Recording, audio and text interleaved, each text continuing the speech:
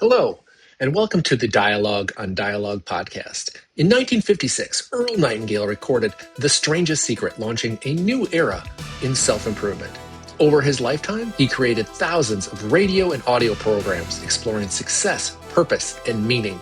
This project is my personal reflection on those ideas, what they meant then, and how they apply now, as I work to put them into practice, and invite you to come along for the ride. Episode 54, Creative Action. As Earl Nightingale reminds us, people don't need to be educated nearly as much as they need to be reminded.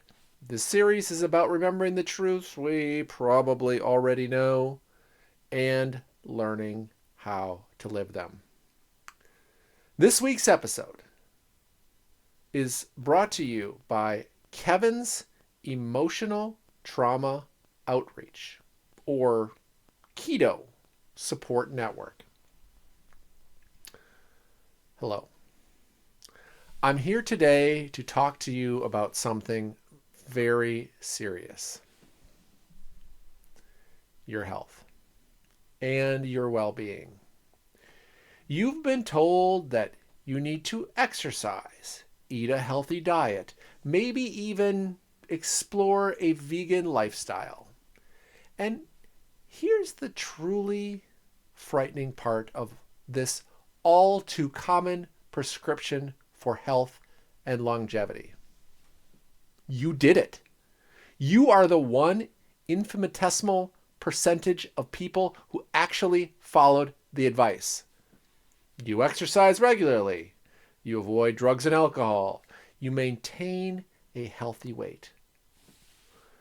You live a vegan lifestyle. And now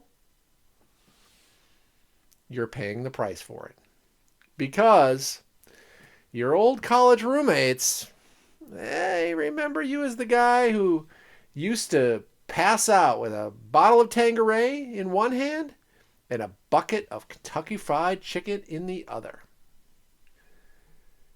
Now, in your 30s, 40s, or 50s, they mock you relentlessly in group chats, at tailgates, at weddings, anywhere joy once existed. Does this sound like you? Well, you're not alone. Join Kevin's Keto Support Network.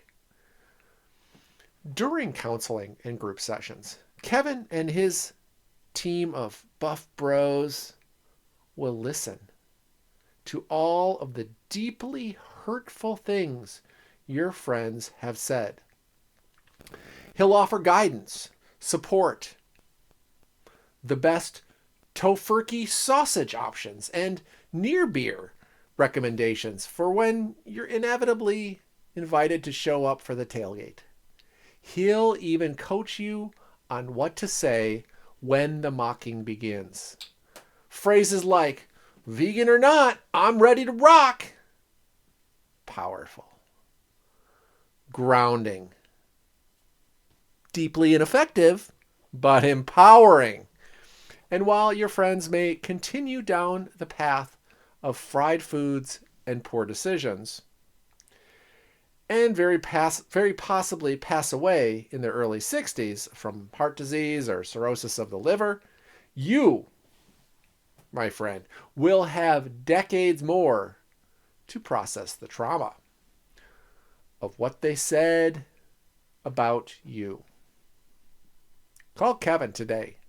Join the Keto Support Network, because living longer means remembering more. This is a satirical ad. No one is paying me anything for this, although, Kevin, you probably should be. In this episode, Earl takes a deep dive into creative thinking, and just as importantly, into creative action. He begins with an important caution. Thinking alone is never enough, but it is always the first step. Creative thinking is the seed from which every meaningful improvement grows.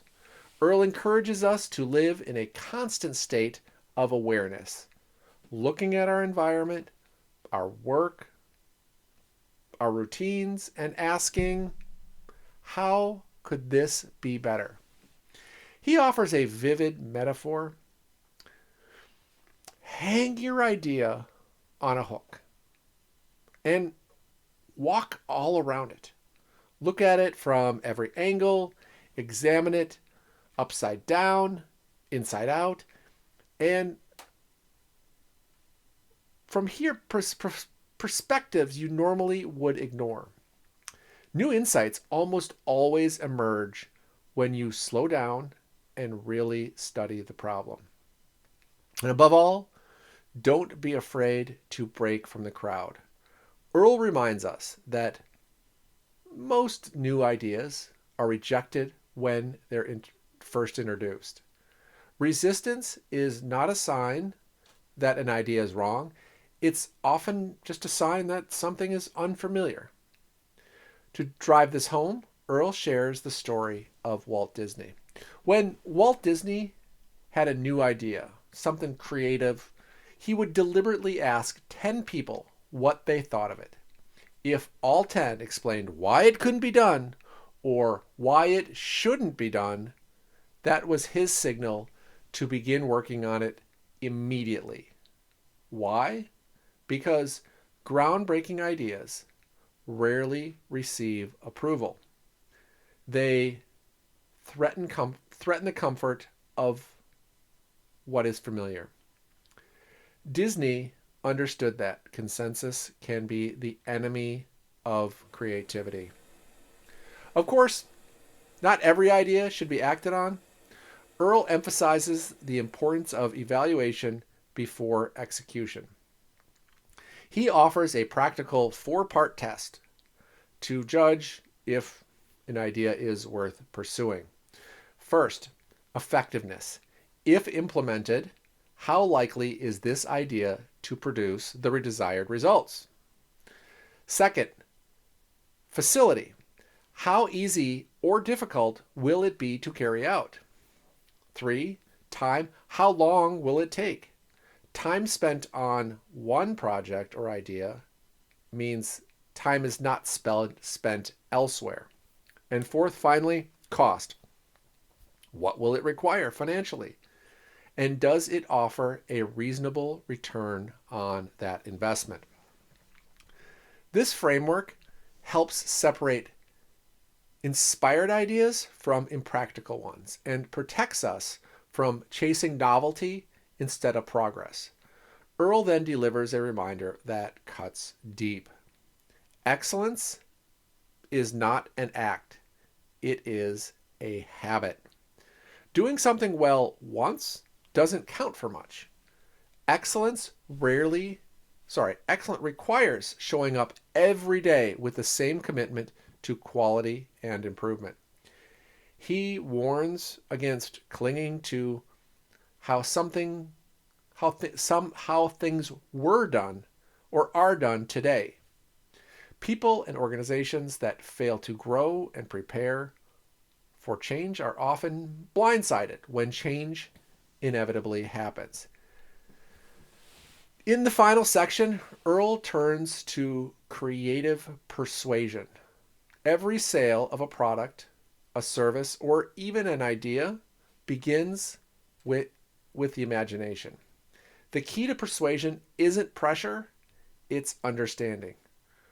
Earl recommends systematically exploring the who, the what, the where, the when, the why, and the how by asking thoughtful questions and listening carefully to responses.